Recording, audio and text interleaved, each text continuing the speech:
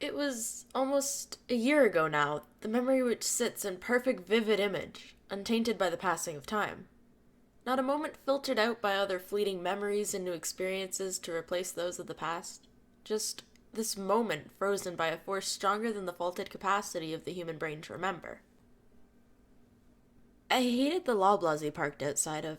Its blaring red lights against the dead night, the first warning to leap from the car and bolt into the streets. At the time, avoiding this conversation would have been well worth the risk of being hit by a stray car in the dark. I hated more than just the lights. I hated the memory of bounding down the long hill from my house, dragged with my dog's leash in hand, only to visit him for 5 minutes once his shift was over. 5 whole minutes of quick work stories and hugs before a hefty trek back up the hill, accompanied only by dimly lit streetlights and the sound of reckless teenage drivers drifting in empty parking lots. Pitiful in hindsight to make the effort. What a silly human thing that is, to attack glowing past memories of greeting each other outside the grocery store with the punches of present-day context. Then, to despise the building itself for the reason of mere connection. A storefront where people flood in and out with no real agency other than to pack their carts to the brim and return home. A non-place built for transience and commercialism. Yet, I looked to the side of the building with scorn. Memories were not meant to be kept here. That specific Loblaws, identical to the hundreds of others. A direction for the hatred which did not involve the boy in the driver's seat. At the time, I could not blame him for his actions, for that would be to move on. I was not ready for that. He fumbled in his seat for common ground as the car held its breath. I stared to the rearview mirror. We should not be parked here, as if glassy eyes were enough to convey the message. I should be at home. Live, he whispered, as if there was more to say.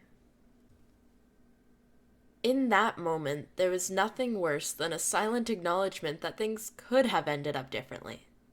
That nickname could be and had been uttered for a million different purposes, and yet we sat in what felt like the worst-case scenario. In a parking lot only sacred by memory, tainted by the harsh end to what once was.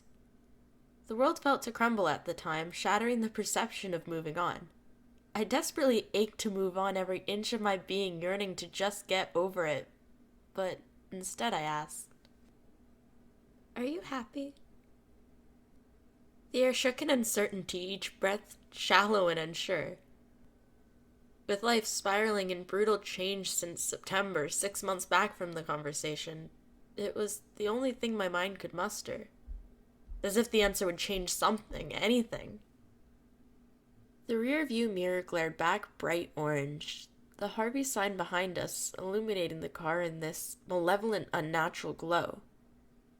I remembered tilting my head back and forth, swaying slightly throughout the conversation, as if to ground myself in a place other than the leather seat. I shaped my presence around that rear view, much like I had the 4 months prior. Eyes glued to the light which shone behind us, which shrunk and expanded every time I tilted my head. Just the slightest movement framed the rear view entirely different. How strange perspective is in that sense. He raised his hand to his lips as if to filter the words, bright orange reflecting off his skin. Face tightened, expression melting into something of regret. He seemed to question whether or not the truth was the right move. Wondering if another lie would bring peace to his own mind, offering some sort of closure. Instead, he croaked, "No." I already knew that. Hell, the produce manager knew that. I had internally pleaded for that response to change things, to fling us each from our car seats back into the past, reverting to our buried lives. Lives which had places built in for one another, not remodeled around the other one's absence. Not a thing around us changed. The car was still parked outside the Loblaws I despised, and my eyes still gazed to the rearview mirror for comfort. Only to find the shine blotted my vision bright orange. My eyes stuck, illuminated by what lay long dead behind us. A relationship identical to the millions of others ending in a grocery store parking lot as if it had never happened. A non-place. A mirage in the rear view. In that moment, we sat in a stalemate, knowing precisely what the other wanted out of this conversation, neither brave enough to put words to the thought. A glare of delusions blinding us to all the issues of our 2.5 years together, redeeming long nights of tears as perfect and sought after.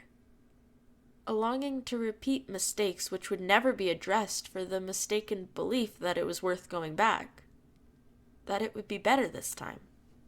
My head rocked back and forth, morphing the size of that malevolent Harvey's sign, transforming that fake glow with every sway, desperately vying to climb into the rear view and collapse into what once was. It was behind us. Perhaps in life the most important and hardest thing is knowing where it ends, to bring finality to the most haunting and beloved aspects of life, for a future good. To leave it all in the rearview mirror. Through muffled tears and with spots cluttering my vision, I shook my head and uttered words unfathomable to the person I was a year ago. For the first time since parking, my head stopped tilting and I met his eyes, bright orange reflected off his skin. A malevolent glow. Us people are shaped by our past. We can't do this again.